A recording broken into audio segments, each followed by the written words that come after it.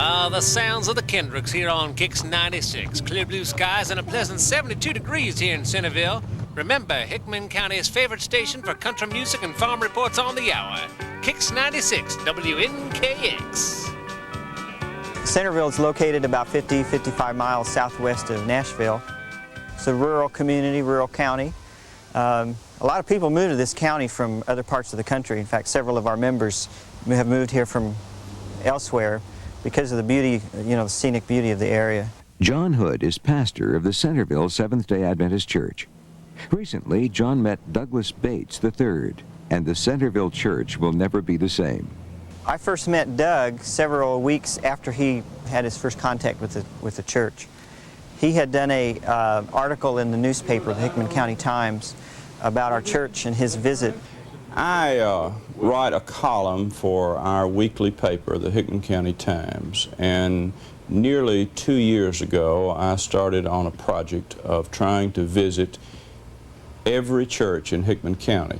About a year ago this week, as we are speaking, I went to the Seventh-day Adventist Church here in Centerville. According to Douglas Bates, his Times article wasn't his first introduction to Adventists. The only meaningful acquaintance that I had with the Adventists was through Liberty magazine. My father, of course an attorney, got Liberty magazine, and he shared it with me when I first went to law school. He saved it for me. One of the things that it has done is that it has emboldened me as a believer to be strong in favor of separation of church and state. I love the fact that Liberty magazine does not espouse a hidden agenda. So many of the folks that are in favor of separation of church and state are in favor of your church staying out so they can get their church in. I appreciate the image that Liberty magazine presents to lawyers and thought leaders, the image of the Adventist Church that it presents, that we're sensitive to religious liberty issues. To know that this church is committed to the theory of free speech. The theory of free speech is that out of the mix of the marketplace will come the best argument, will come the truth. And for that reason, the true man of faith is not the one who stifles science or stifles contrary opinion. The true man of faith is the one that says, yes, I'm happy to debate the issue because it is my faith that the truth will come out, even if I don't have it. If I don't have it, I still want it to come out, and I'm happy to learn it. According to Pastor Hood, Douglas Bates does more than just attend the Centerville Church because of Liberty magazine. Doug first started coming to the church because of his contact with writing his article for the paper. But about that time, an article appeared by Samuel Bakioki in Liberty magazine about the Sabbath. And it was actually through those articles in Liberty that Douglas Bates became convinced of the Sabbath, and he is now a Sabbath keeper himself, has his office closed on Saturday. I have said before about the Seventh-day Adventist Church that it is a thinking man's church. And I think the type of arguments in favor of the Sabbath appeal to a thinking man, perhaps even appeal to the legal mind. When asked if he found the Sabbath issue persuasive in Scripture, Douglas Bates had no hesitation. Overwhelming, beyond a reasonable doubt. You'd get a directed verdict if you were on the Sabbath side.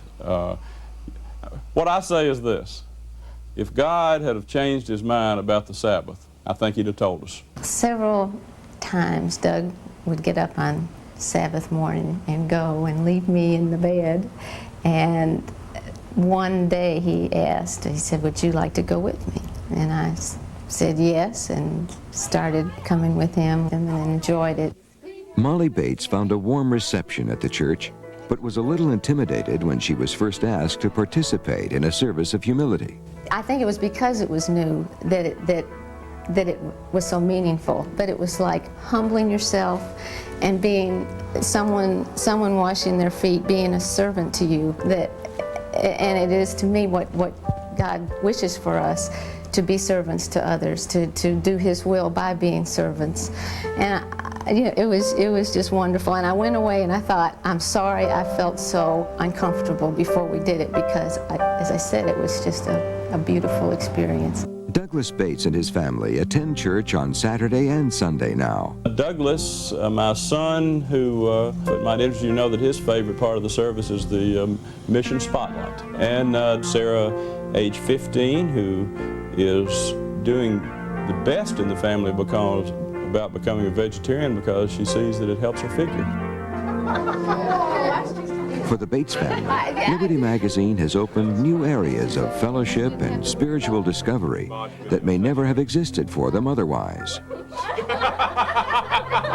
Liberty helps me as a pastor because it goes ahead of the church in laying a foundation, laying a groundwork with a lot of people that we wouldn't have day-to-day contact with. People that are in important positions, attorneys and judges and legislators. And when they do come to have a face-to-face contact with a member or a pastor, they have that as a background, and the relationship can take off much quicker because they've had that background. I was in Nashville last year at a pretrial conference with a federal judge, and that can be an intimidating sort of thing. And I can remember sitting there in his chambers, and there was Liberty Magazine a few feet from his right hand. Obviously, he hadn't just put it there for decoration. He had been reading it. For Douglas Bates III, Liberty has made a difference. It affects his attitude toward his practice, and it has made a difference in his spiritual life. It would make a difference if the lawyers and judges did not get Liberty Magazine. We deal in whether someone can close a road, who ought to get the child. We don't have these spectacular, fun lawsuits on earth-shaking issues, but regularly into our office comes this reminder of this principle of separation of church and state, and it is the only thing that comes into our office that reminds us of that. I remember an occasion that we had a docket call on the day that I got my Liberty Magazine, and I carried my Liberty Magazine to docket call because there's a dead period while you're waiting for your cases to be called. And the lawyers sit in the jury box waiting for their cases to be heard or called. And I remember looking down, and there were 3 other lawyers who had gotten their copy of Liberty Magazine that day also. And as they were waiting for their case to be called, they were reading Liberty Magazine along with me.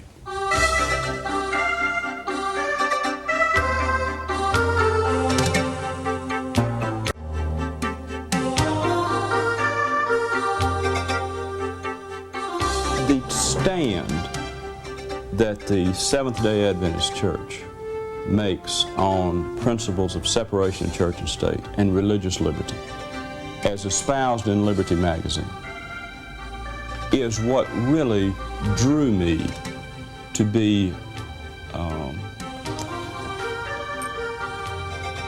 sympathetic and open to other Adventist positions. And it is the proudest thing that I have about talking about Adventists, the position, the courageous position that they've taken down through the years.